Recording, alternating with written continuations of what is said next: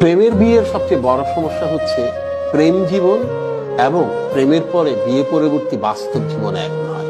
প্রেম করার সময় আমরা সেরা ব্যবহারটি করি, সেরা পোশাকটি পরি, সেরা সাজে গিয়ে ডেটিং এ যাই, কিন্তু বিয়ের পরে বাস্তবতা সেরকম নয়।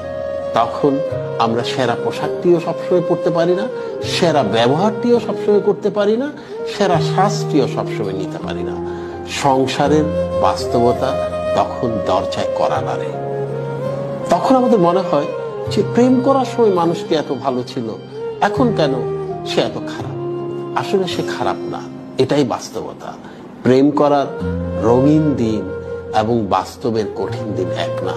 ব্যাপারটি আমরা যত দ্রুত বুঝতে পারবো, আমাদের সংসার তত বেশি শান্তির হবে। আসুন মায়া ছড়ে।